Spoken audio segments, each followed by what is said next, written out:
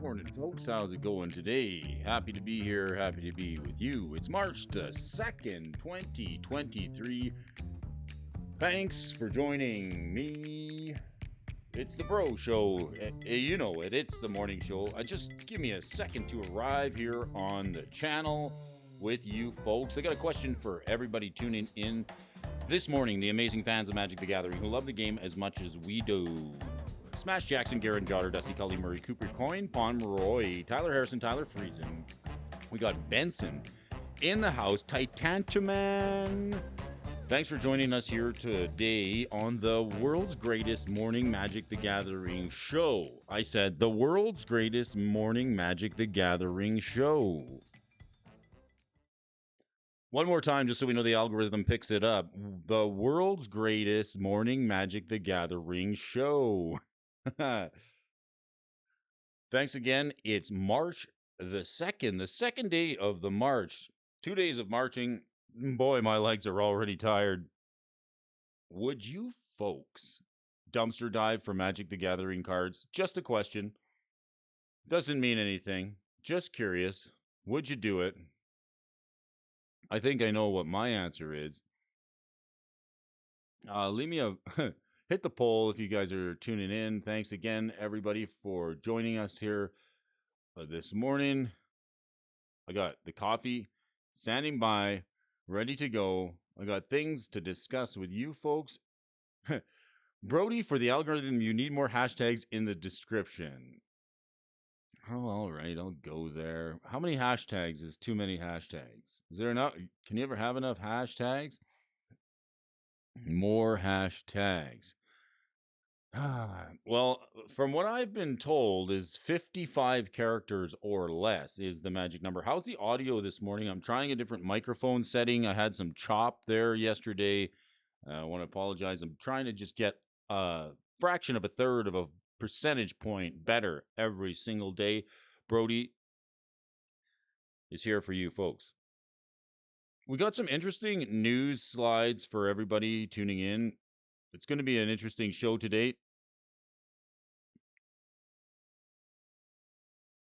So keep your head on your shoulders because this show is going to be great. Hashtag MTG, hashtag MTG Arena, but just say, okay.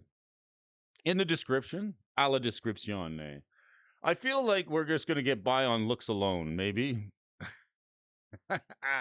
Shout out to Super Fast Tortage. I know you'll be watching the replay a little later, my man. Appreciate you. You are too kind. I got some slides for you folks today. We're going to do a little warming up here this morning with you folks, the fans, amazing fans of Magic the Gathering, the 214 subscribers who come check out the channel each and every day. Thanks you guys for tuning in. Without you, you know there is no show. I can't say it enough, folks.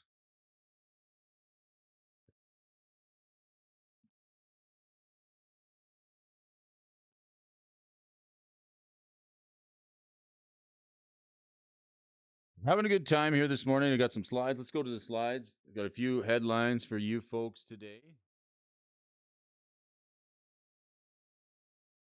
Chat box. Oh, yes, the wonderful chat. All right. What do we got? We got some headlines for you folks. It's my favorite part of the show this morning. You guys tuning in, get to catch some Magic the Gathering headlines here. Hasbro stock price is down nearly 43% over the last year, bringing its dividend weakness to the toy market in 2023. Management is turning its focus to reducing inventory and savings on cost to shore up free cash flow. I think we heard about that yesterday, but how about this one from WotC staff? Has anybody seen this? March of the Machine is doing team up legends. 2 legends on 1 card. But forget about canon or who's dead. Imagine we take 2 legends in Magic and put them together. Edgar and Atraxa, Niv Mizzet and Nekuzar, Urza and Mishra. Who would you most want to see? And then we see a Catilda and Lear here. So what do you think of this? Does this seem interesting to you? How's the audio this morning? So coming in the March of the Machine, we're going to see a mashup of more legends, a bunch of more of these, a few more hashtags for the bro. All right, that doesn't excite you.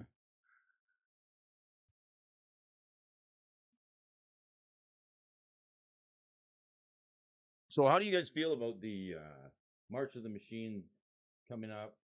Just getting my camera going. Also facto, these March of the Machine spoilers that we're going to see in the next little bit. All right, How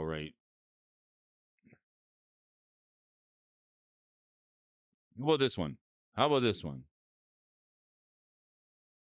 Another headline for you folks here this morning. Tuning in on the morning show. Thanks. We got Benson in the house.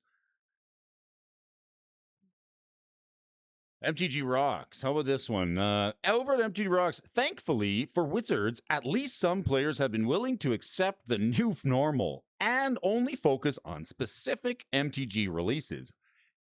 Even with its growing number of appeased players, however, Wizards still has a major communication issue. You don't say. Or maybe they do. Maybe they don't have a communication issue. Have they made their intentions about what we're doing here this year and totally clear? We've already had a break of about a month on product releases this year. So there are people saying out there that they have heard the voices of people. But even with its growing number of appeased players, Wizards still has communication issues thanks to crowded calendar. Thanks to the crowded calendar, players are being inundated with new announcements more than ever. While these are required for realtors to assess hype and demand for products, they nevertheless create confounding confusion and exacerbates product fatigue. Product fatigue. I know, I'm feeling just a little bit tired myself, don't you know? I think I need a cup of coffee. It's early. What do you think? Is there any truth to that? Is there any truth to this? All right. Product fatigue. I like it how I like it how they can just make up a new word whenever they want to explain the the situation, right? Product fatigue. It's funny because never had I ever heard of product fatigue. It's actually kind of interesting. What do you folks think? Is there a little bit? Are you experiencing just a little bit of a product fatigue now? Come on, we have had a whole month off. You know, we haven't had a product released in at least a month now. So I mean, it's definitely can't be that fatigued, right?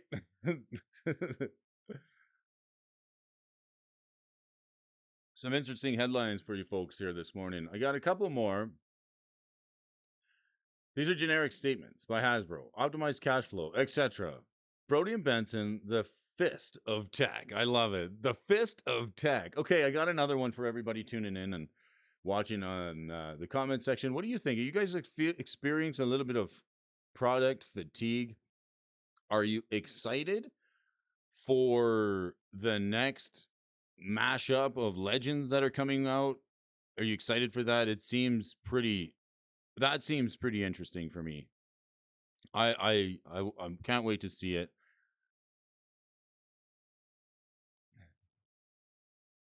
But how about this one?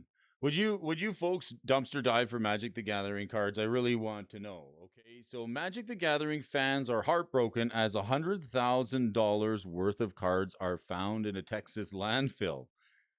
Oh, you see this from source from the Guardian? Interesting story here. I want to get a little bit more. I'm going to zoom in a little bit more. So how far are you folks willing to go? Because I'm telling you, Brody's already got his gumboots and his hip waders and his gloves ready to go. I got like some. Yeah, I'm ready. I'm ready to go.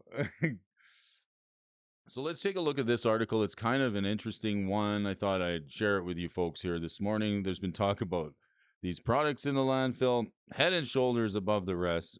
Brody,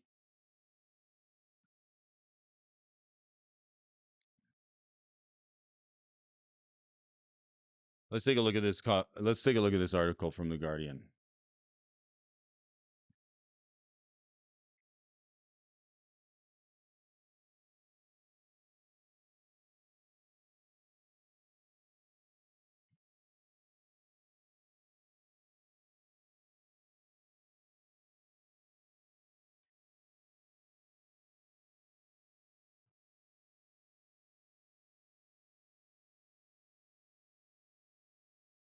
Fans of the game that became popular As fans of the game that became a pop culture phenomenon speculate value could be even higher as rare cards draw steep prices. Magic the Gathering fans are heartbroken over $100,000 worth of cards found in a Texas landfill. Although it may be estimated to be upwards of $300,000, the card game Magic the Gathering is known for its dedicated fan base, a community to gather together and play during Friday night basement matches or during lunch period. The game involves casting spells and using creatures to attack your opponents, but players can only gain those abilities from collecting a big variety of cards. I guess it's like explaining what Magic is. So the good part here, uh,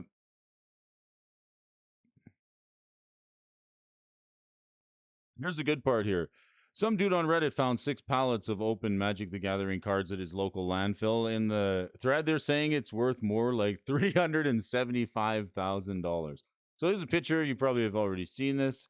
And it goes on. Workers at the landfill said rules prohibited people from taking anything. I know it's funny. If you go to the local landfill, you got your stuff in the truck, you need to do two things. You need to strap it down or they won't let you in if they're being grumpy, and then you can't take anything with you. So workers said the rules prohibited anyone from taking anything, so he left the cards where they were. According to a post, Latino thought the story ended there. It did not. People quickly began speculating in the card comments section how much the cards could be worth. Many spotted rare cards in the in the rubble and speculated that the call could be a secret gold mine worth $100 to $250,000. Magic the Gathering, now owned by Hasbro subsidiary Wizards of the Coast, released its cards in '93. A little more history of the game. This could be a publicity stunt. Who knows? It's pretty interesting. It's pretty uncommon to find that. But what is maybe stores are just sitting on this. So uh it's just worthless. I don't know. But even still, I think I read somewhere that it included Modern Masters, Infinity, Secret Lair, as well as Magic 30 product. So a good mixed lot of garbage in there, some hot garbage in the landfill. Interesting story for you folks here from the Guardian. I love it. And this one here, got to bring it to you. If you are shopping, here's one for you. Like this'll do it. I mean, I think we fixed the problem here. If you shop at your local game store in starting tomorrow, which is going to be Wednesday or Friday March 3rd, if you spend $75 or more at your local game store, you get this Phyrexian click wheel promo from this one right here. You get it. So you get this here Phyrexian click wheel promo. If you spend $75 at the local game store, this is what Wizards of the Coast is doing. This is like you ever see that meme where they're just slapping the patch on the jug of water with the squirt coming out? Yeah, this is nice. I mean, I like these click downs. I don't have any, but if you guys are interested in heading to your local game store, they got these. They're pretty neat. Lots of people like them. Why not pick one up?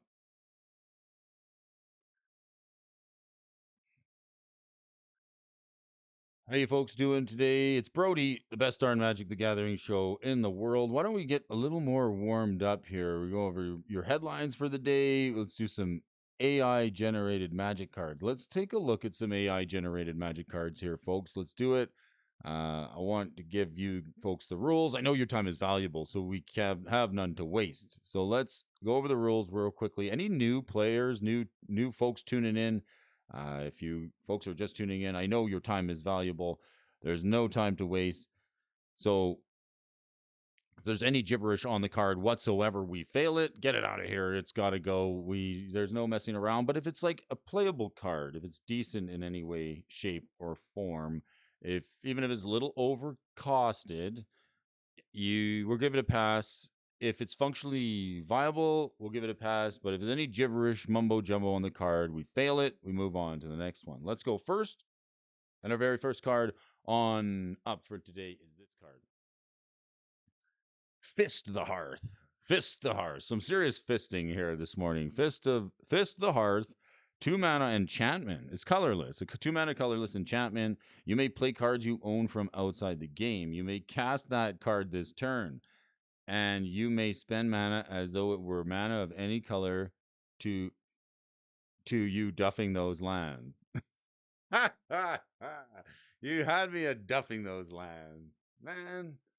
All right. I'm interested to know. I gotta fail it. It's gotta go. I like the duffing those lands.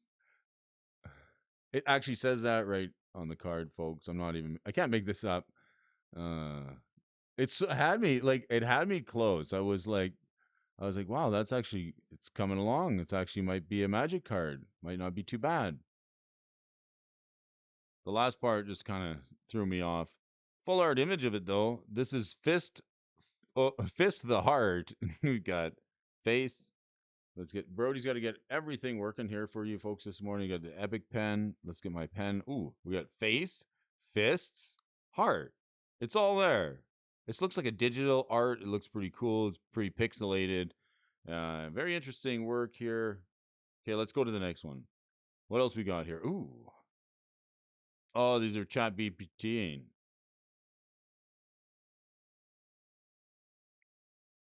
Okay, check this card out. Useless Blob. What do you think of the Useless Blob? Here we go. This card's kind of interesting. Useless Blob. 1 green and 3 for a 1/1. It's useless. It's a useless blob. It's kind of expensive. Duff my polluted delta. Pass your go. Some duffing. Yeah. Ooh, a life tracker for spending money. 75 bucks or over. You mean I can't count my life total? Yeah, well, good morning. Time capsule. How you doing? Check out this card. Useless blob. We're rating this AI magic card. Good morning, Time Capsule. How you doing? Thanks for joining here today. We're checking out some magic cards here. We got the Useless Blob. Morning, welcome to the show. Hope you got a coffee. Wherever you got Brody, you got me hanging from the rear view mirror of the car. You got me dragging from the bumper. Is it snowy where you are? Is it winter? Is it summer? Are you here or there? Are you going to tune in later?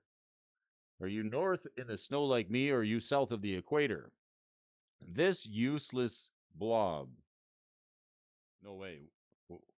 Look at this. It's 1/1. Whenever useless blob attacks, it deals the damage to itself. No one knows how it survived this long, but it's clear it's not doing much good for anyone. It looks like could be a Wizards of the Coast employee. I don't know. I think we got to give it a pass. This seems fine. Deals 1 damage to itself.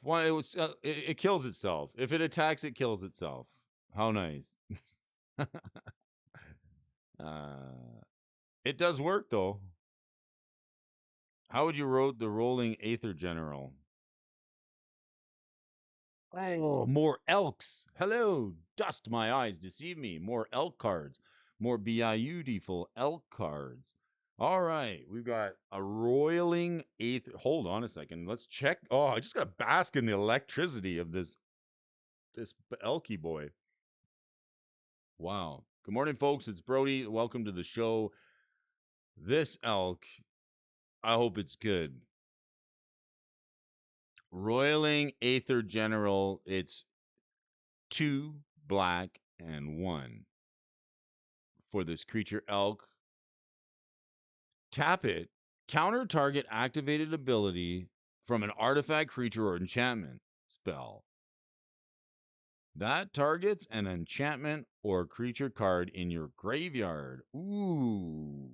I think we can pass it. The only part on it that kind of nerps it, it needs to get fixed, is this. It says counter target activated ability from an artifact, creature, or enchantment spell. So that means it'd be a lot better if it didn't say a spell, because that would mean it's as it's cast. So it doesn't really make sense. It's a bit of word salad. Oh, I don't know. It's close. It's close to being a magic card. But I get what they mean there. If we can put that aside, I think we can go give it a pass. What do you think? That's a nice art. It's word salad. It's actually, is it word salad or is it a fair card? It's fair. I think it's fair. Yeah, some people say unplayable. Yeah, it would be unplayable because of the enchantments, the spell word. Close though. A swamp card here. Nice looking swamp. All right.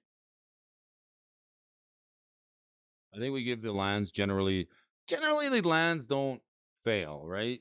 Generally the lands make it. Generally we pass them unless they trick me and unless they trick us and they put they trick both of us and they put like something different in the bottom text box that we don't catch. Let's give this swamp a pass. We're warming up here. Here's one for us here. This one. Let's check out this one.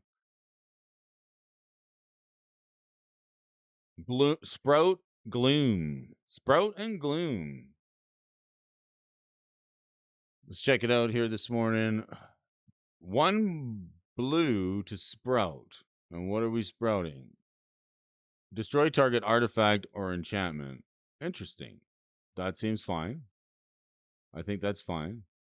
And then what's the other part? Gloom is target creature gets -2/-2 until end of turn. I think that's fine. Fuse. Fuse. It's a fuse card. I don't know what fuse is at the bottom. Instant speed for both of them. Okay. That seems fair. I think we could give this a pass. Let's give it a ding, ding, ding. Don't know what the fuse part is.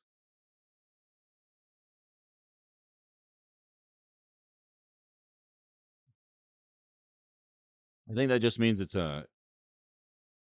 might mean you can cast both of them together. Interesting. Unless they get duffed. Right? Loving the poll today. My sister actually dies at the LGS and calls me, and when I go through the cards, nothing. LGS won't throw out anything good.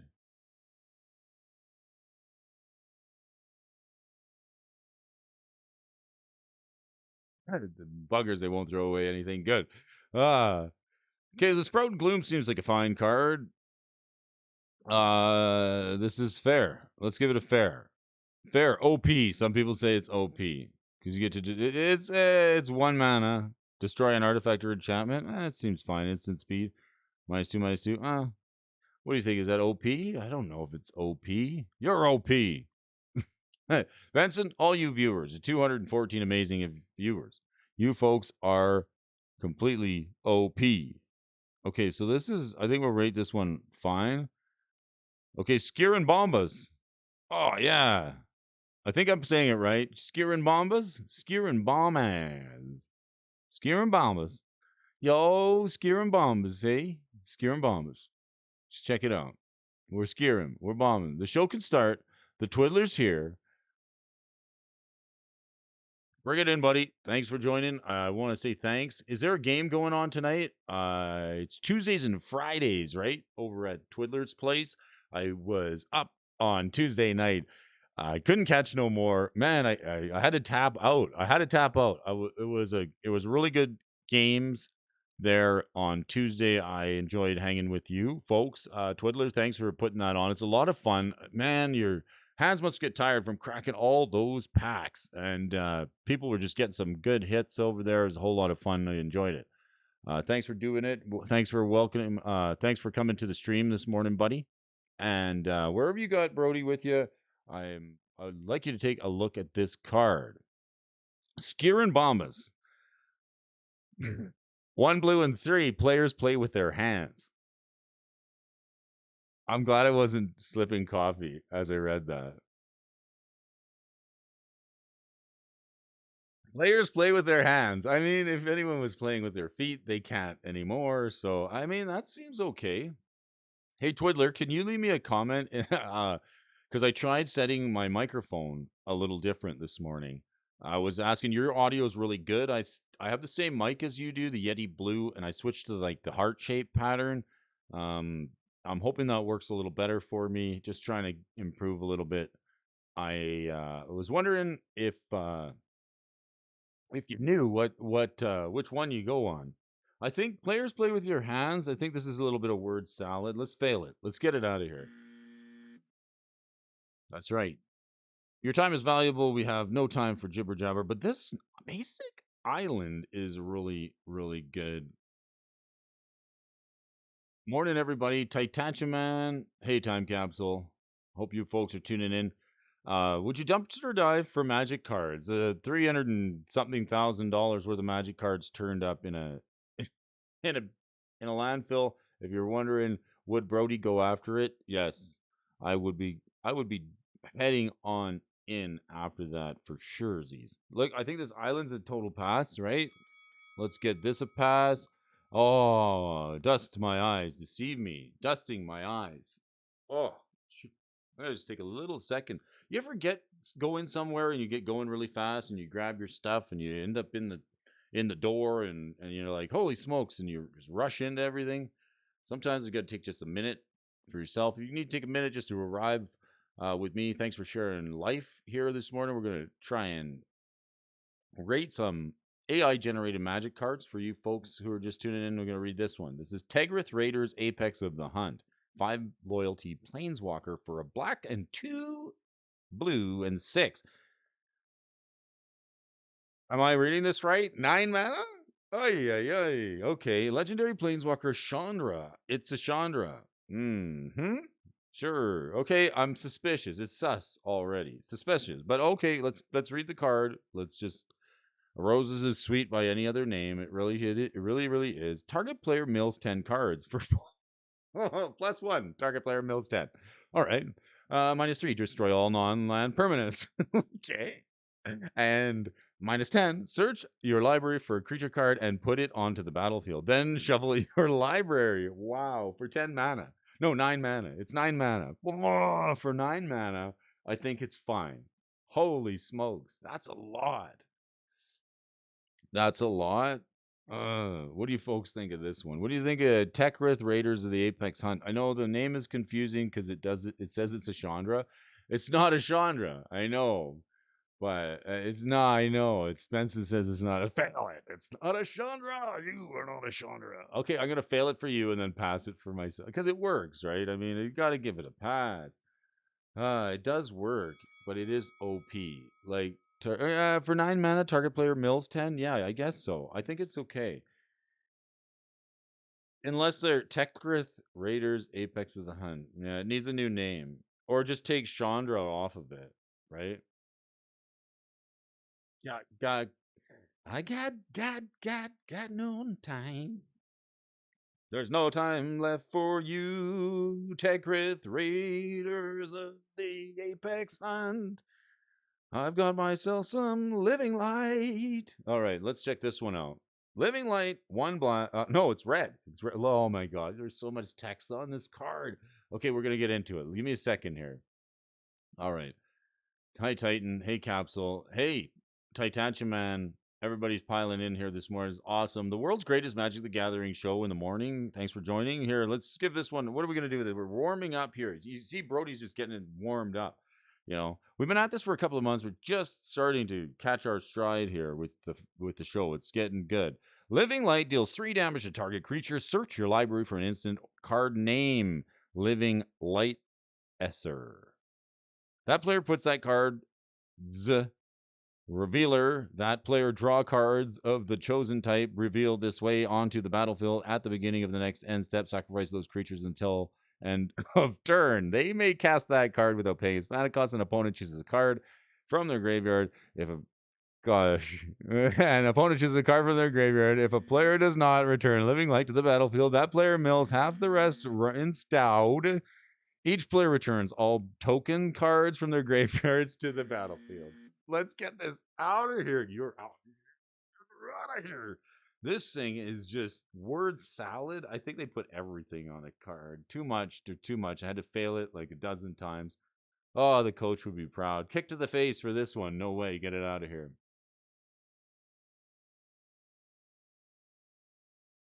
All right.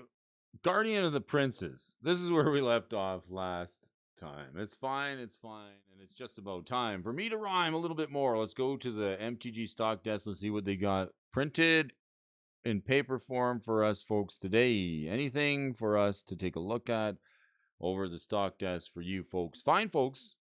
Oh yes. Oh yes. Fine folks, the Magic the Gathering, tuning in to the best darn Magic the Gathering morning show and coffee with Brody talks and stocks. Let's take a look at the price of Hasbro stock this morning. So we got him on the run, folks. I'm serious. Like, come on. Like, look at the optics of what's going on. Like, another punch to the face here with a couple more sets. If the flavor is bad or they're watered down or powered down, nobody's going to want to buy these sets. They're going to sit on the shelf. And then, like, people, the pre order is sort of where it's going to turn around or not for them if people are hard into this pre order. But, as good as I do, it's got to be a good set. And uh money's tight right now. It's a fact. Money's tight. So looking at the Hasbro stock price here, we're money's tight for them too, right? Money's tight for them too. So hence the aggressive strategy. So like they're looking at, let's hit the refresh button from yesterday.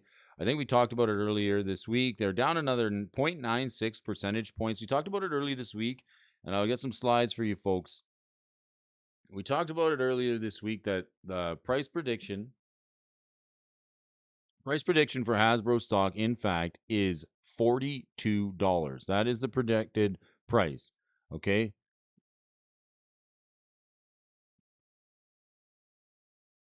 The bank reiterated its underperform rating for Hasbro and its $42 price target, which represents potential downside of 25%, 29% from current levels. In November, Bank of America warned that Hasbro was killing its golden goose by over monetizing Magic the Gathering. So we're just on our way to hitting that $42 price target,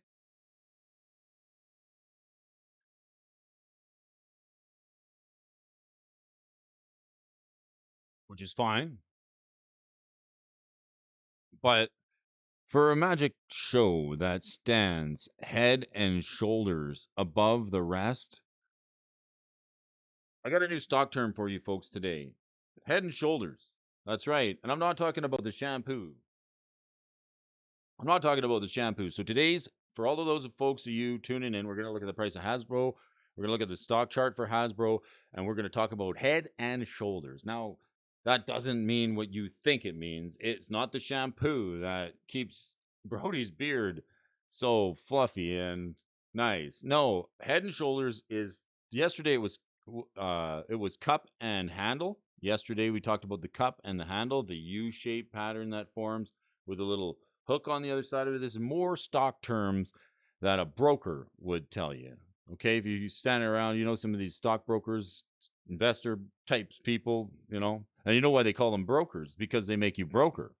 So we're gonna smarten ourselves up a little bit. Today's stock term is called a head and shoulders. We're gonna draw it on the screen because Brody just wants to draw some lines on paper.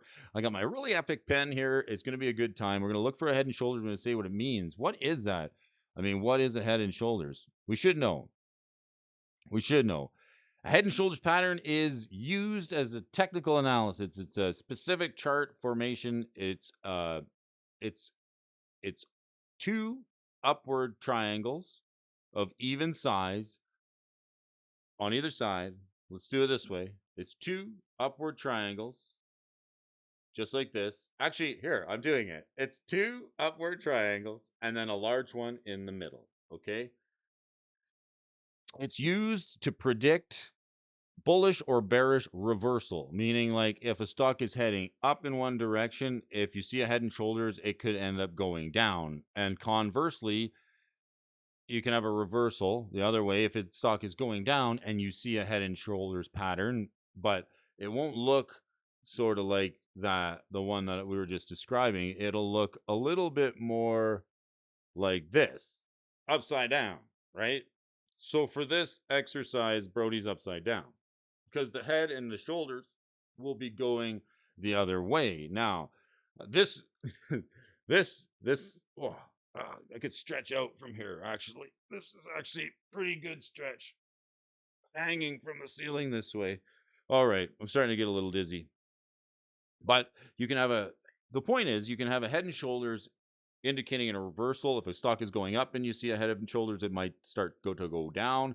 And if stock is going down, we might see a reverse head and shoulders, and it would start to go up the other way. Now it's a reversal trend pattern. There's a couple of interesting terms that we're going to talk about the head and shoulders, and if we're actually, this is another signal that we could be looking for when we're looking at this Hasbro stock each and every day. There's a term, the medium point for where the head and shoulders, all three of those triangles intersect, is called the neckline. Okay, that's another important piece of information. So there's another term called the neckline that goes in with the head and shoulders. That's like the right across here, the neckline. Okay, it's a midway point between the pattern. And if you're coming back to the stream a little later, in the comment section, could you please put a hashtag head and shoulders in the comment section for me, please? I'm doing a little something. I appreciate everybody who put cup and handle in the comment section for yesterday's video. If you put head and shoulders in the comment section of this video after it's done, I would really appreciate that. So a couple of key takeaways about head and shoulders. It's a technical indicator on start patterns with 3 peaks. It's got to have 3, where the outer 2 are close in height and the middle one is higher. Like not like Brody's hat. This is only 2 peaks. It's got to have a middle one. Head and shoulders pattern is considered one of the most reliable trend reversal patterns. Reliable, like Brody. He's there for you folks every morning talking about stocks. It's a chart formation that predicts a bullish to bearish trend reversal. Okay, bullish to bearish from going up. See, why do they put why throw animals into this, right? Can we get some more like, can I get some gluten-free options, right? In an inverse head and shoulders pattern predicts a bearish to bullish. So like the one where it's going down, like when Brody was upside down.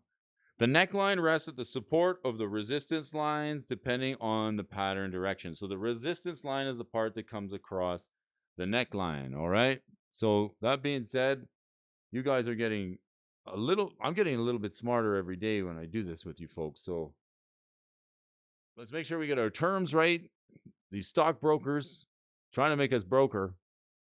So we want to know what's going on. We want to be able to get your own information, right? We want to look at this chart and take a look and see like where, if we can find a head and shoulders. So that would be, let's draw it for folks. Okay, folks tuning in.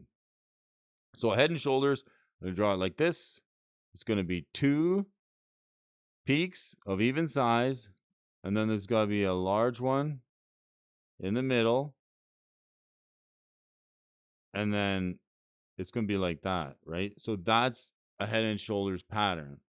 And then the resistance line on a head and shoulders pattern is this line right here. Is right would be like right along here, the neckline. Okay, let me just get a better pen here, bigger pen. Brody wants a big pen. This is the neckline, okay, right across here. Now some other tips for folks if you want to learn how to read these charts. Okay, Brody's got his duck out of the way for a second. So here's another thing. So people will say, okay, Brody, if this is the neckline, riddle me this. This is an indicator of a bullish to bearish or a bearish to bullish pattern. Okay, so it means it's going to be a reversal, and this is the most reliable one, so they say, according to Investorpedia, right? If this is an indicator of a reversal, Brody, then so it's going up, and then you see one of these, and it's going to go down. Like, do we see a bit of a head and shoulders anywhere here on the Hasbro chart? Maybe not, but we should be looking for one. So if this is an indicator of reversal where it's going to go from higher to lower, then where do we buy when it goes lower, right? Okay, so I'm going to explain that to everybody here too, is that we're going to learn about that together because I learned it last night and I found it very interesting. So I want to share that with you folks because I want to get a little smarter with reading these charts, right? Okay, so the distance between here and here, when you flip it on its head, let's get another color here because I got a better color. So the distance from the neckline to the top of this, the head, should be flipped in the inverse over here, the same distance, whatever this distance is, okay? We go like this. That's the purchase price. That is where you should set your target price, okay? So looking at it like this, right? So whatever target price. So it comes across like this. So whatever this distance is here between the neckline and the head, once this starts to go bearish and drop below the neckline in price, the price to pick it up is like sort of where Brody's sitting, right? At this level right here. Tap, tap, tickety tap. All right, so that's a head and shoulders pattern for us. Let's see if we can find it today on the morning stocks and talks with Brody. Hasbro stock is targeted to go to 42 bucks. We're going to need to see a reversal. Where are we at here? We're at, let's refresh. Let's hit the refresh for the Hasbro stock price. I think it was down just a little bit. I got to fix up my coffee a little bit too. One day, it's down 0.96%, down another percent. All right, so max price. Let's go to the max chart.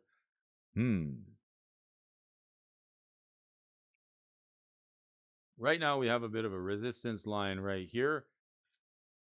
Not that we see a head and shoulders pattern forming at all, but what we're seeing is like actually when you zoom in on this spot right here, and I got to get my zoom it going because I want to look at this with you folks. Let's zoom it.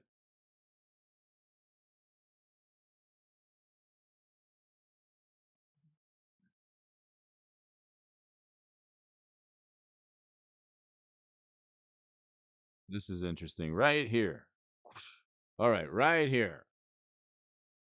This is interesting for me, folks. Right here. So we're zooming out, zooming in. This is right here. I'm going to put a little line on here, a little resistance line. This is kind of interesting here. So the prices come down, and then it's take a little poke up, and then it's sort of been up, down, right here. This is kind of interesting. Right here. This is interesting right here. That spot. Poof. Right there. Oh, I get to draw some lines on charts. All right, let's get over to the news desk. We know what the price of Hasbro stock is doing. We're keeping a close eye on it here. We want to make sure we don't miss a thing. If this thing starts heading down, like maybe we'll see some people like, restructure things over there. But nevertheless, over the stock desk, we got New Horizons, all will be one jumpstart. You got an article from the stock desk from the folks over there. I'm going to read it to you folks today. On this episode of New Horizons, we got Matt okay, I got to take a second before I try Matt's. This is a tough one. Matt Grzechnik. On this episode of New Horizons, Matt's going to dig into the All Will Be One singles coming from the Jumpstart packs. All right.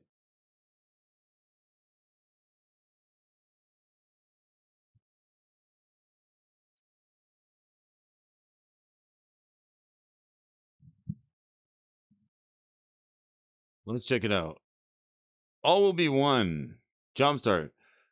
The principle behind Jumpstarts offers an accessible and enjoyable experience for all, in particular new players. The focus is on the deck building mechanic of the format. I like that about Jumpstart. Followed by the pickup of new playables in the secondary market. With the set specific Jumpstart product, the cards are legal in a majority of the formats ranging from Vintage to Commander, the latter of which benefits the most from the new cards due to their low cost and attainability. All of the rare cards listed below are currently priced at under the $1 mark. This is due to a few factors, the biggest being the vast amount of copies available. Okay, so there's a lot of supply on these. Each of the 5 themes can come in 2 variations. Changing the deck list, however, the rares are always guaranteed to be the same. On the other hand, the foil multiplier on these cards is quite formidable, due to the limited slots where they can be obtained, suffering from the same issue as Urtet, the Mirror Commander, mentioned in the previous article. The Jumpstart rare foils can only be obtained through the collector boosters. Might Overseer. All right, the first card we're talking about here. Might Overseer is arguably the most balanced out of the 5 rares that we'll cover today. While the card is comparable to Phantom General, let's take a look at that. Creature tokens you control get 1/1. It's an Anthem, Spirit Soldier, 2/3 for white and 3 for 4 mana. And then the Might Overseer as first strike is a 4/2, and as long as it's your turn, creature tokens you control get 1/0 and have first strike.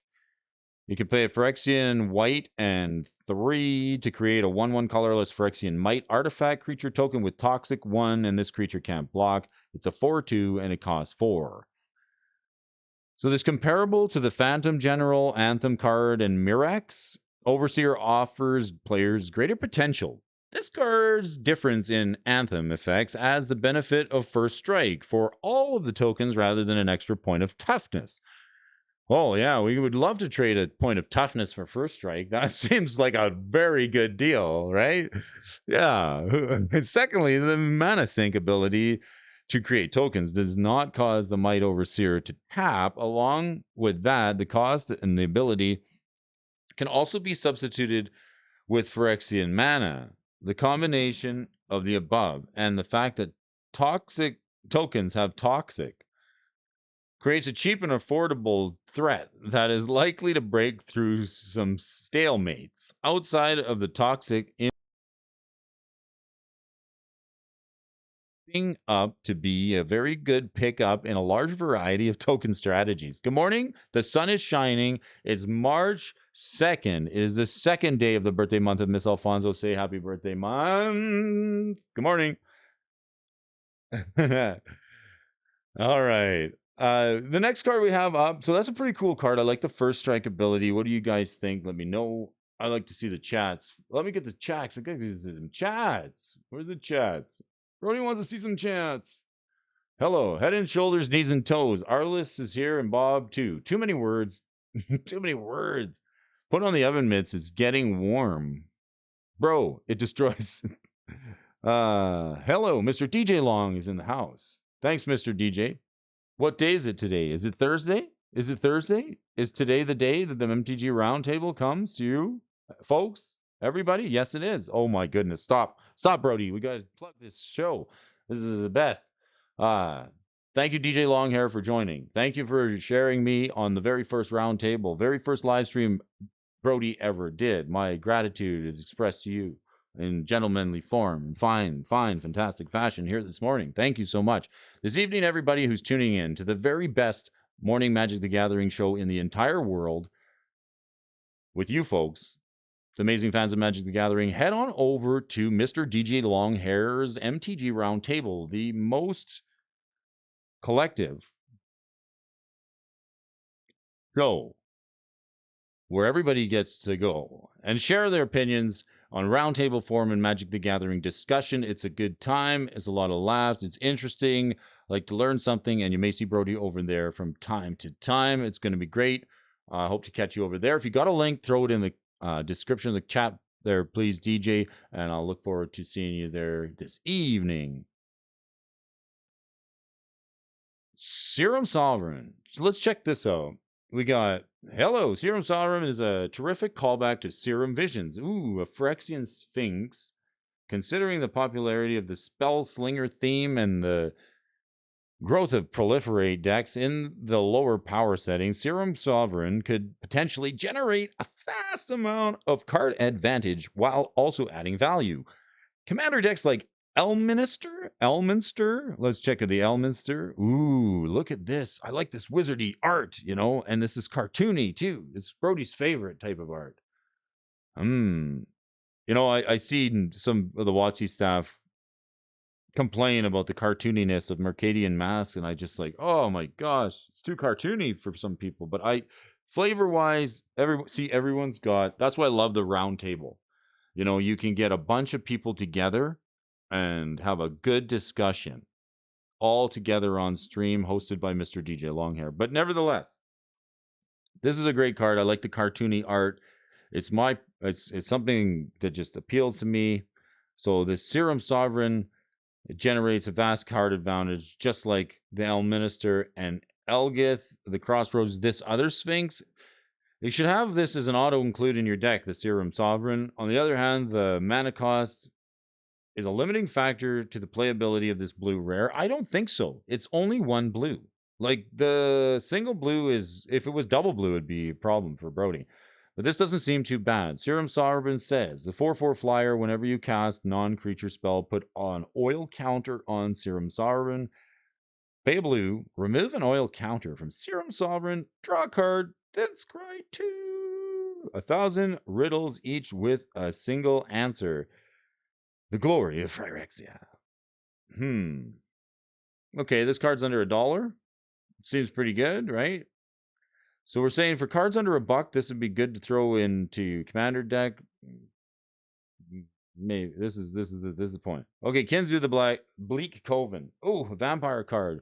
It's another word I learned from Ed over the Dual Brain channel. Thinking of you, my friend, this morning. Kinzu the Bleak Coven. Coven is a word to describe a group of vampires, something I did not know. Brody had no idea. Brody no noti. Okay, let's check this card out. It's under $1. It's a pickup on the list over from the stock desk. It's recommended here. So let's read it to see the hype is all about. Okay, let's check it out.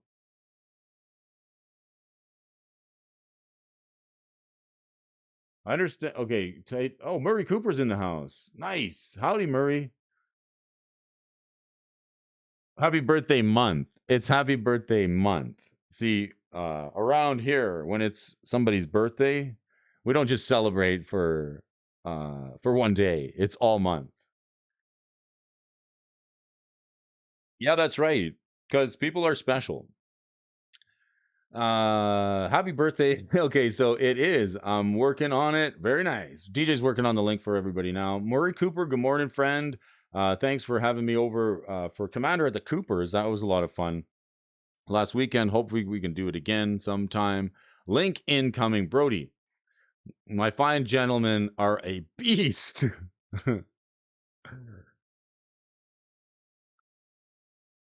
Morning, Murray. I understand the concept of Jumpstart to bring new players. With that said, they should go back to beginners, advanced, and expert Jumpstart set. Well, make Jumpstart sets. Do you remember that? I like the hat, the expert hat. Let's check out with the Kinzu the Bleak Cove for $1 right here. Maybe some cheap pickups for everybody. If you're playing Vampire, some cheap pickups for under $1, some of these $1 rares. See, this is the part, this is the part that nobody's telling you, okay? This means that if you're buying packs of this, you could get a $1 rare. There's some good stuff. So, I mean, be prepared. If you open this, it might not feel so good, but if you're buying singles, this may feel so good. Kinzu the Bleak Coven is not a personal favorite. While the stat on the line is a 5/4 creature with flying, and it's commendable that the main attraction is the recursion effect for our dying creatures. Okay, let's read it. 5/4, a black and 4, flying whenever another token creature you control dies, you may pay 2 life. Okay, non-token creature dies, you pay 2 life and exile it. If you do, create a token that's a copy of that creature, except it's a 1/1 and has toxic. More toxic. Toxic, toxic. It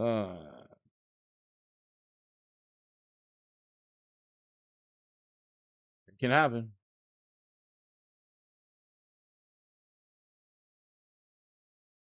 Brody's peeking through the peeking through the stream with you folks. Okay.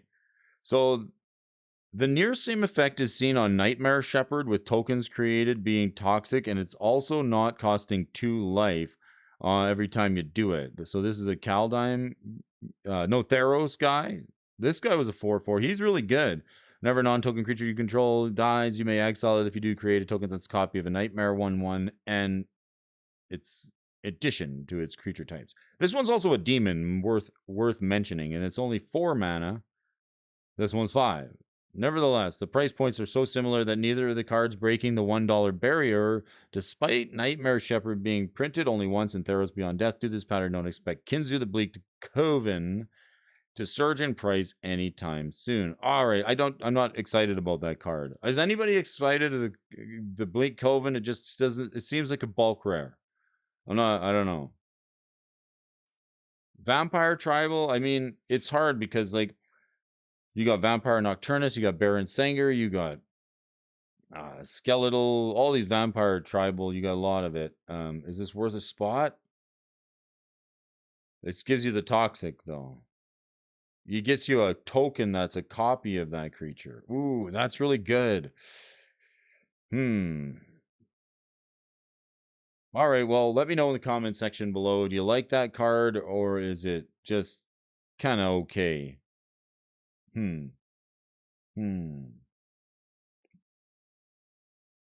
Okay, Rook Hex Golden Amber. This card strikes a bit of a different balance between the Kazul's Toll Collector and Armory Automaton.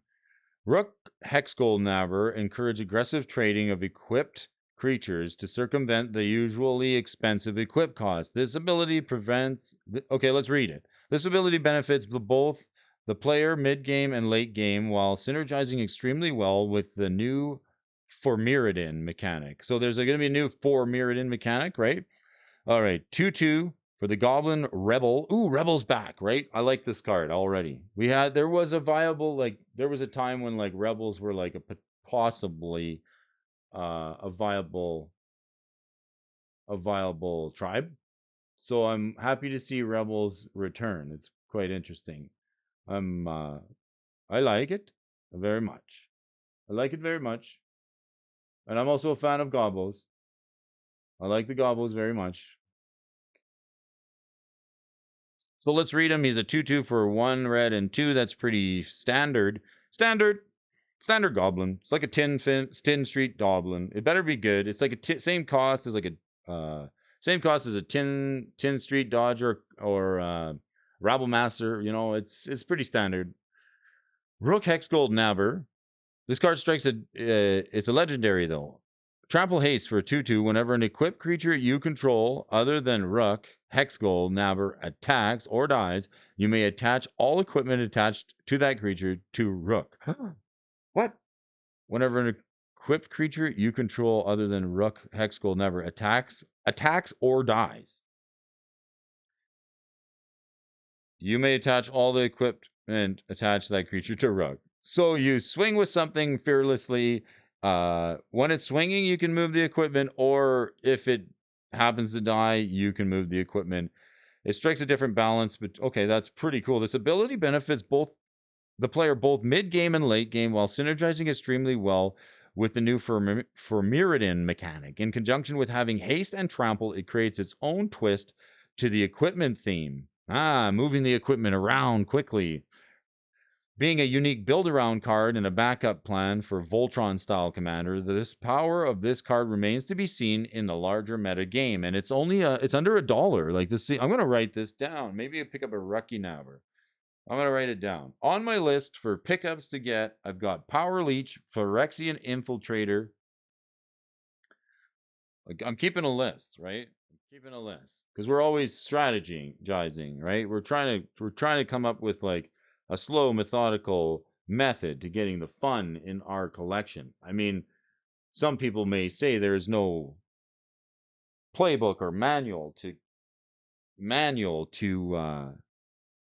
there's no playbook or manuscript to do well buying and selling and make money at Magic cards. But when you come at it from the perspective of fun, I want the fun cards that I want to play with in my collection. That becomes a whole nother thing. So that's what I got on the list. I've got, what do we got? We have Power Leech, Phyrexian Infiltrator, Izuri's Predation, Phyrexian SL, Broker's Ascendancy, Packs of Tempest. Actually, Packs of Tempest, I would say, would be a good pickup. And this Rux Hexgold Nabber, that's a new card, right? Let's go with Ruck Hexgold Nabber. If I pick up some of these singles when I do my buy list, I won't have to worry about cracking too many packs. It's a good card. I like it. Preference to the Ruck Hexgold Nabber. Anybody like it? Anybody going dumpster diving to pick up Magic cards? Link incoming.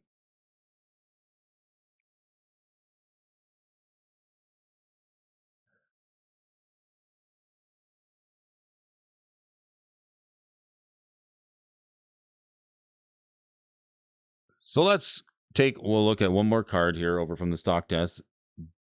Goliath Hatchery. Ooh, an enchantment card. A green enchantment. It's the weakest card in the jumpstart. Aw. The enter the battlefield trigger reminiscent of viral spawning. Well, let's read it. It's 6 mana, it's 2 green and 4. When Goliath Hatchery enters the battlefield, you get 2/3/3 Phyrexian Beast creature tokens with Toxic. For 6 mana, you get 2/3/3s. All right, I can see why this is the weakest card in the rare cycle of Jumpstart. The enter the battlefield trigger reminiscent of viral spawning. It's tempting. Create a 3/3 Phyrexian Beast creature token with Toxic at sorcery speed. Corrupted as long as an opponent has 3 or more poison counters and viral spawning is in your graveyard. It has flashback. It's tempting, but for green is simply not enough. The biggest shortcoming falls within the second part of the card. The conditional card draw associated with each upkeep is not something that can be relied on. While green does have the largest toxic creatures, such as Paladin of Predation, 6/7 for 2 green and 5. This toxic 6. Paladin of Predation can't be blocked by creatures with power 2 or less. Ugh, that is the biggest toxic creature. You're not even wrong. When one considers cheaper alternatives, like Glorious Sunrise, there is a large array of options independent of whether or not we have toxic creatures in play. So this thing's not very good. It's 45 cents. Why are we even talking about it? In conclusion, Ryan Grezechnik says, Jumpstart offers a reasonably priced product that serves as a great entry point to attract new players and keep the deck builders entertained while newly printed cards.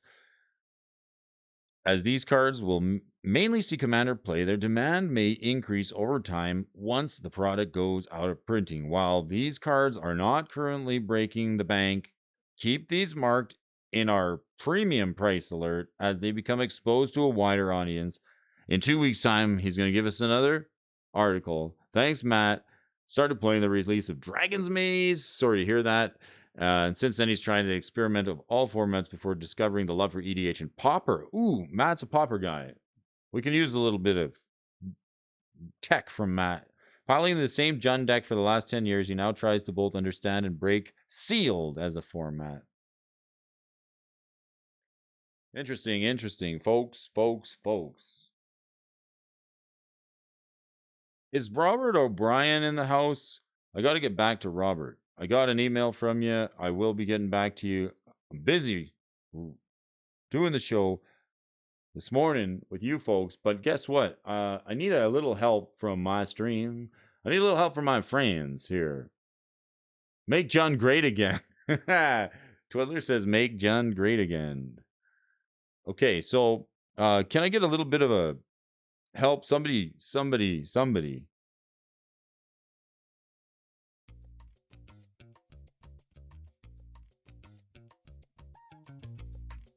Hear that sound. You know what time it is. It's time for the movers and the shakers. We're going to run down this list here this morning. We're going to pick something.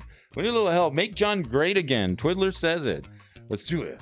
I'm going to build myself another cup of coffee here and get ready to run this list. What are we doing? We did Modern on Monday. We did Pauper on Tuesday. Pioneer Wednesday. Thursday, where do we go from here? I think we got it. I think I know. I think I'm learning a little bit of how people like their magic cards served for the week. It's great. I appreciate you folks. Give me a little help. Should we go with the Legacy? Thursday Legacy? I like it. Can we do Legacy this morning? Please say I can. All right. We're looking for that head and shoulders pattern here.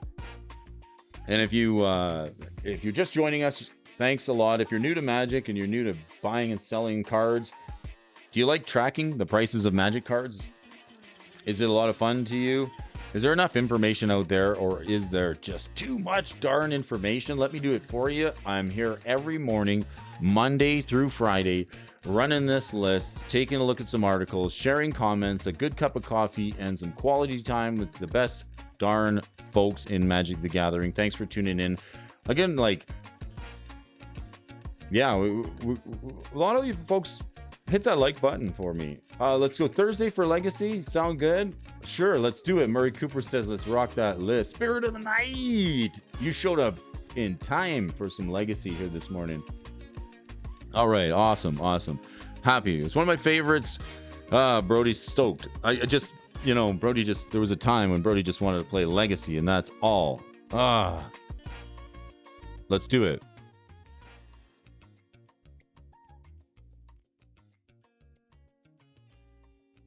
Let's hit the Legacy list. Let's take a look what's going to be coming up here. Ooh, see this at the very top of the pile here this morning. We got the Tabernacle of Penderel Vale. It's up a couple of percent. Now, this is an expensive card, right? So, when we're trying to get some of this is usually where Brody goes because he looks at the Legacy list. He wants to see what the big money cards are doing, right? Here's an expensive card. It's a really good land. And some of these came into circulation. So I'm kind of curious to know how many of these ended up in circulation after Lost Legends. I don't know. Does anybody have a number? I cannot seem for the life of me. I got it. Nobody's tracking it, I guess. I saw one open that I think was bogus, and then a couple other people have opened them, but I just don't really know if that's all come out yet. How many tabernacles have been opened? Nevertheless, this card is a really instrumental staple in Legacy. It's a legendary land. It's going to cost you $4,498. That's a lot of buy listing, right? Holy smokes. So this is the thing with this buy list box. We're always buy listing. Always buy listing, going through the collection, extra copies of cards we don't need, things that are spiking in price that might see a reprint. You can build up some store credit pretty quickly. Geez, I don't even know what to say. All creatures have at the beginning of your upkeep, destroy this creature unless you pay 1. Now, why is this card so good? It's gotten myself out of a bind. I got turn 1 emptied the Warrens in a Legacy match, and I was holding this in my hand, and the fellow was playing Charbelcher. Turn 1 emptied the Warrens and made 11 or 14 1/1s or something with Storm, and I was like, cool, sounds good. And then then the fellow laughed at me, and next turn I put Tabernacle of the Penderel Vale on the battlefield and said, go pay your upkeep costs. All creatures get an upkeep of 1 and then they're destroyed. I did proceed to win that game, so it felt pretty good. It can get you out of some serious situations. Another situation that I found myself getting trounced on at Magic 30. Oh, I got to retell this story. I wish I had written people's names down because I had a match with a young man who was just breaking into old school, and he kicked my ass. He was playing mono green Urnum-Geddon, an Urnum-Geddon deck with a Gazban Ogre and Atlanta War Elves and ramp. A lot of green 1/1s, like turn 1 elves, Elvish Archer, Llanowar Elves, Gazban Ogre, and ramping mana with mana creatures. And like this is really effective for slowing down green ramp when they're using elves or creatures. It's even good. It's even good against elves and anything that runs a lot of heavy, fast, explosive creatures for ramp or tokens. It's really good. Let's take a look, see if we can find a head and shoulders in this card. No, this thing's just going east to west. There might be a couple of flag patterns that we see happening here. It's possible. Let's see. We got a leg up in price here. Curious to see, like, some of these big dollar cards. I know everybody who's looking at these cards. Now, don't be just, I want to tell you something. You look at these cards and you're like, I will never own one of these cards. It's just too much money, Brody. Well, just got to be patient because I think that there's like that's just what this website says, right? Let's track the magic cards. Let's see if this makes even sense. I think that's too much. I think you could probably get one for like 2,300, right? And then here's some flags. So we're drawing some flags. This thing's gonna go sideways for a long time. Brody's like seriously, it's had 3 legs up in the last 7 years. It's gonna be going sideways for a while.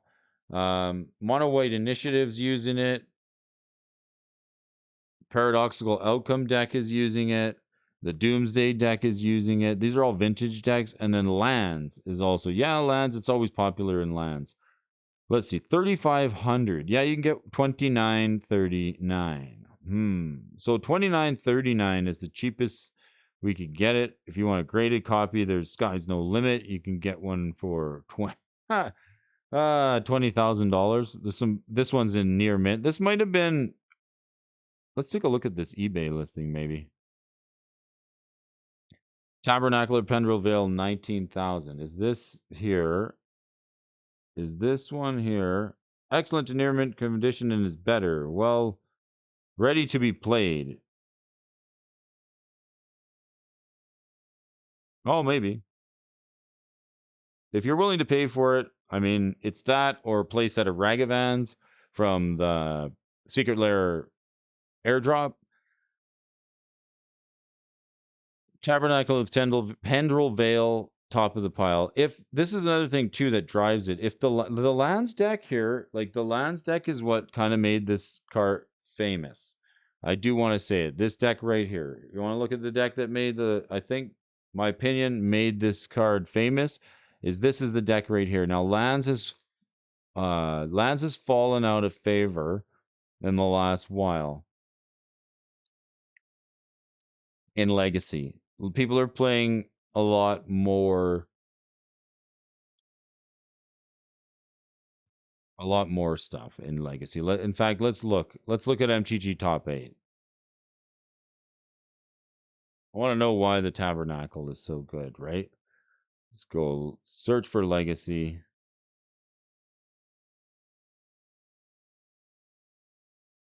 The Tabernacle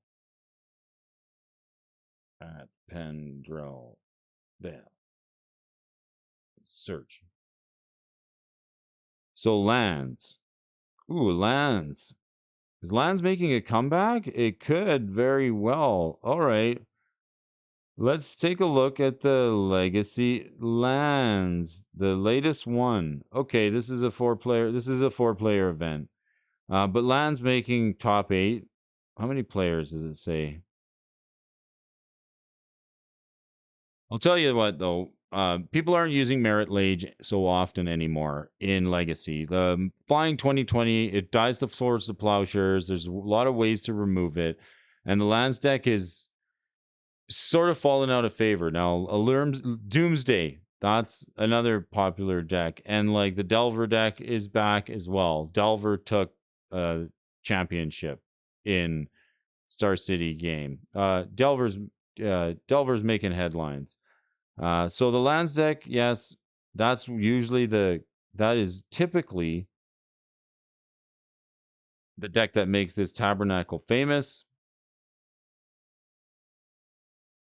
Okay, let's take a look at the next up on the list. Mishra's Workshop. How is this? This isn't. Is this not even legal in Legacy? Is it? It is. Workshop is legal in Legacy. I thought it was Vintage. Get out of here.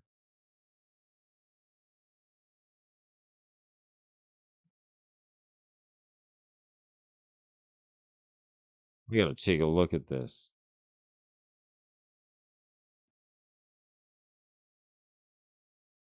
Sets in legality. See, it's banned in Legacy. Oh, see? We found some bad information here. All right. Banned in Legacy. Banned. All right. See? It's not legal. Brody was onto something here. All right.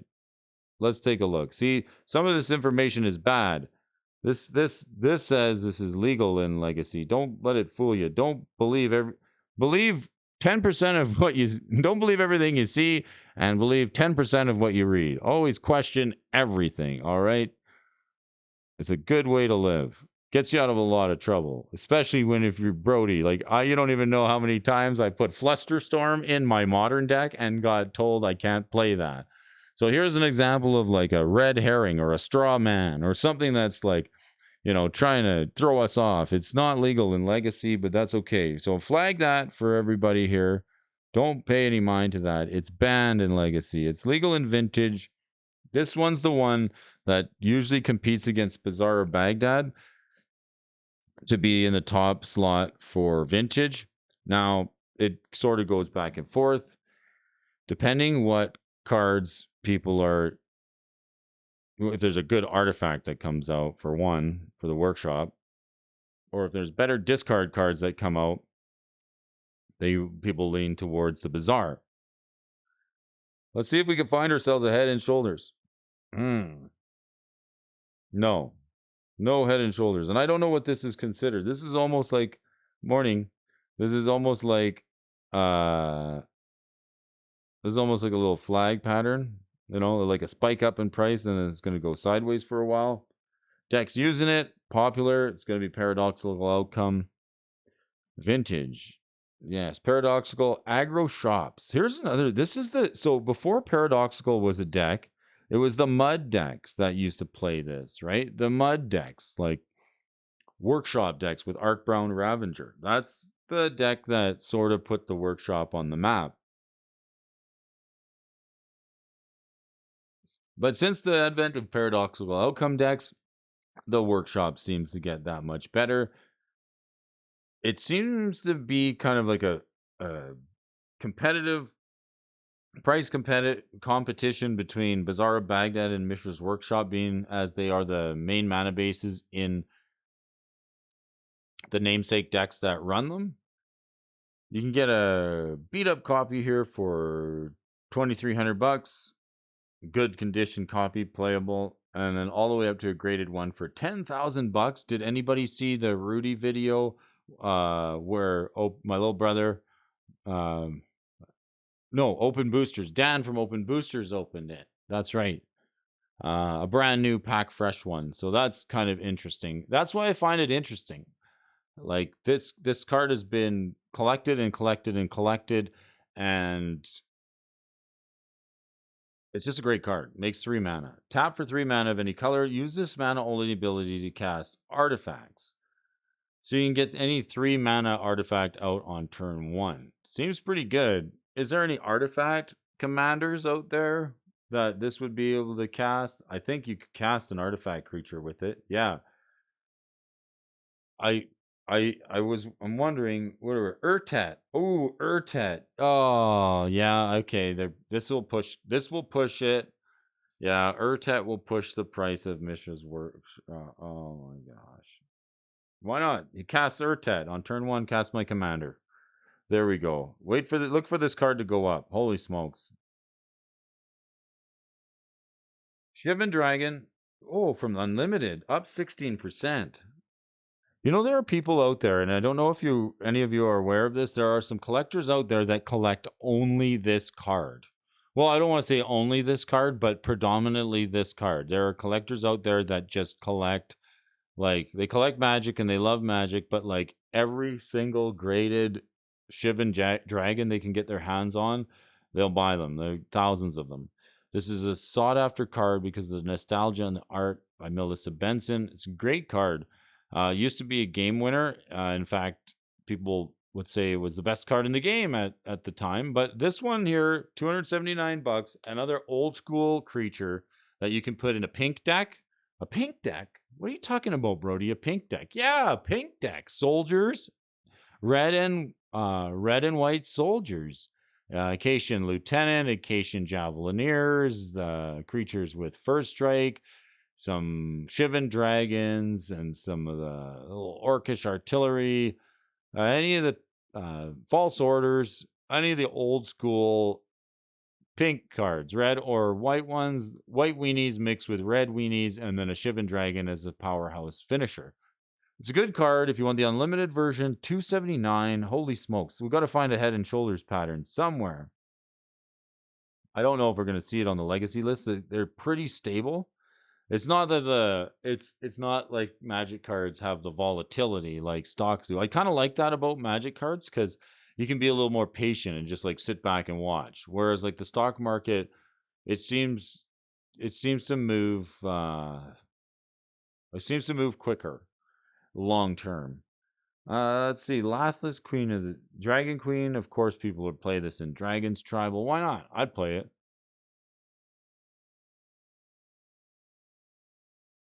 It's anti-scoot. MTG Gaming Bob with a big brain tech. It's anti-scoot. I love that term. That's great. First time using it. I'm going to go with it. Spirit of the Night. I heard 20 to 40. Ooh. Amen on John, Twiddler. Love it. Oh, Murray says he's seen one open last year. Yes. Yes, a few people have opened them. Regardless of how many are in Lost Legends, personally, I don't think it would be enough to move the market. Yeah, probably not. Hey, not really. I just wonder if I don't necessarily mean move the market. I mean have them out in circulation, like have more available. I don't know. Um, it's like some people will just if they as soon as they open it just sell it, right? There's some people that would do that, and some people would just be like, no way, I'm holding on to it. Depends on who opens it. I just curious to know if it puts more minty copies out in circulation. Sliver Queen. Here's a great. Oh, I should write this one down. But here, look, Sliver Queen is going to be good again. Oh my God, Sliver Queen taking a rise up in price. Look at this chart. This is a good chart to look at here this morning. I like it. Let's grab the pencil. This one's got like this sweeping leg up here, and then just kind of a nice sweeping, nice slow sweeping pattern, and then a little leg up, and then another tick up in price, and then like this nice slow sweeping pattern. And then right here,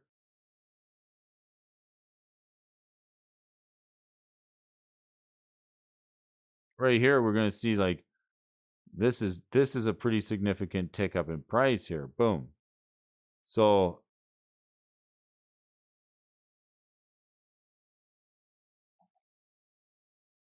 what's pushing Sliver Queen up? Maybe it's just getting too cheap. $372. I wish I bought it when it was 100. It's something that I said, I'm not interested in playing slivers, so I'm not going to buy it. And that was only like 3 years ago, 2 or 2.5. So Sliver Overlord's first sliver. Oh, I've lost to this card so many times. It's really good. Needed for the collection. Sold out in stores. Decks using it. Chromat, Hive Lord, Kenrith Returned King, Slivers, just straight up slivers. And then first sliver and Joda the Unifier. Urtet, right? Yeah, Urtet. Urtet's going to push this as well. You can just throw Sliver Queen in the Urtet deck, right? Why not? It's good in changelings too because all slivers. It's good. Like if the other thing, that's why changelings are also so good because if you're playing against slivers, it buffs your changelings. Island of Whack Whack. This is a reserveless Arabian Nights rare. Now I would say okay, if you can't buy the Bazaar of Baghdad, this is another rare land from Arabian Nights. So regardless of what it does, I'll say that again. Long-term strategy. If you had to trade into something or you had to pick up a land and you were like really wanted a Bazaar of Baghdad, I would say this is this is for the perspective of rareness or collectability, it's an Arabian Nights rare. It's not as fun to play as the Bazaar, but you could use it. It's not as powerful by near, but it is in the exact same slot, which is a good reason to buy this if you can't get a Bazaar and you ever want to get a Bazaar. You see what I'm saying? If you have your eyes set on a Bazaar, this is like a way to get there because this card is going to anchor itself in a form of an Arabian Nights rare, and then it's the same rarity as a Bazaar. So if Arabian Nights rares go up, this card should drift with it, and uh, it's a good pickup. It's interesting card. It's a land that says tap target creatures flying has power 0 until end of turn. And the interesting part about this, if you're playing in old school where it's like old school rules, we play the cards as they're written. Tap to reduce target flying creatures power to 0 in certain formats where they say no 93 94 rules apply, it's cards as written. That's not until end of turn. So this actually situationally, depending on the format you're playing in and the play group, this can actually be better than it says on the card, even though it's an errata. Let's take let's just look at this chart for a little bit here, because this one's a crazy one. It's absolutely bananas. It's got a lot of volatility. It was moved over. It's been as high as like $6,000, some spike here. And disclaimer, when I saw this spike, Brody picked up a copy for like $200. Like I used to do that. I'd see these cards spike up in price and I'd get all panicked and I'd be like, well, I'm trying to collect these certain cards. They're harder and harder to get. I want to get a Bazaar and it's going up too. And now all the Arabian Nights rares are going up. You wake up one morning and you see this spike right here and you go, oh gosh, I got to buy it. So you go to the vendor shop and you look and it's $200 and you're like, well, at least it's not 4,000 or 6,000. They haven't corrected your prices. So this is another reason why I like to look at these cards every single day, because if you see some tech that's out there, and honestly, it happens more often than you'd think. If you see some tech out there being developed in new sets that work well with older cards, it's another reason I like to do the show, to get some more input from folks like Benson and some call me Tim and Gamey Bob and everybody else out there. I see you sometimes. Some call me Tim. Sometimes you can pick these cards up on online marketplace before the vendor shops have a chance to correct their pricing. Now, depending on where you're buying from, some people get caught up because they're buying on TCG Player or eBay, and then people are like, well, they didn't ship it, and they returned my money, and they said, it was out of stock or they couldn't find it, so they gave me a refund. If you're buying from uh, castle cards or snowballs or foot to face games or any of the big ones, your shopping cart is pretty, if it's point of sale, it's point of sale. You're probably going to get the cards. But I've seen this over and over again when I was doing okay for buying Magic cards. I'd look and I'd see these prices spike up and I'd go, okay, before they fix their pricing, if I could connect it, if it had a reason, if like not for any other reason, like it just went up, but if I could say that makes sense why it's going up because this card got spoiled, or if a certain card's going up in price, that causes this card to be good, I would pick it up, try to pick it up before they correct their prices. Just like Kukas, right? Grab those Kukases before they go up. We don't want Benson to take them all home. So you can get one for $195 for the yeah, see 200. This is like this is what we needed here to happen. Cuz this thing's $6,000, right? On this is where there's like some bad information. Like look at these charts, right? Don't just rely on the charts alone. You got to look at the vendors who's selling it. You got to look at eBay, you got to take some comparables just like shopping for real estate or listing a house. and make sure you're not getting suckered in by one of these charts, because like I've been suckered in a few times and you end up holding on to a card that showed up as a spike on a chart, bought it, and it's actually a $200 card. So nevertheless, Island of Whack Whack, it is what it is. Arabian Nights rare. It says 430. You can get it at the vendors for half that. I don't see it being that good. I'd rather this card if I'm going to spend $400. Force Field, because at least I can play it. It's pretty good. $4.99. This one's a 3-mana artifact, so you can cash this right off the workshop. It's 1 mana. Lose only 1 life to an unblocked creature. Next time a blocked creature would deal damage to you, prevent all but 1 of that damage.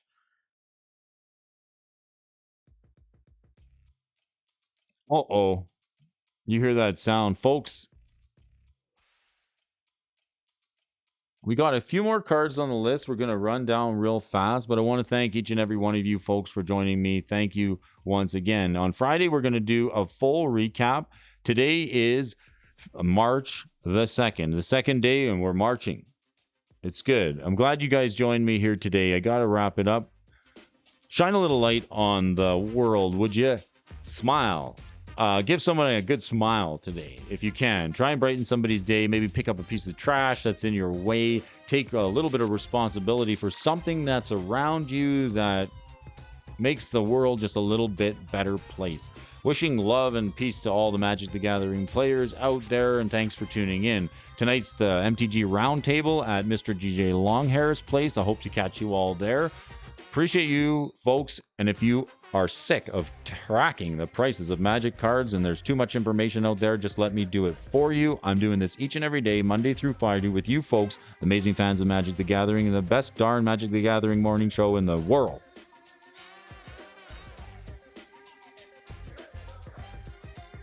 Bye! MTG Gaming Bob, have yourself a good day. The link is up for Mr. DJ Longhair's channel. We're going to head there. Smash that notification bell. Smash that like and the subscribe button. Share this video with a friend. And we'll see all you again tomorrow. Happy Thursday, March 2nd. Talk to you all real soon. Primes 406 Games is in the place.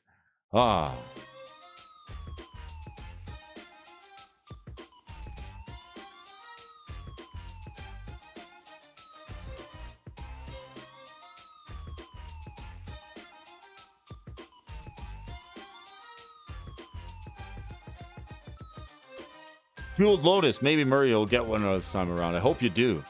How is Jeweled Lotus doing considering it's being retrented? We're going to check that. We'll check that for you, Twiddler.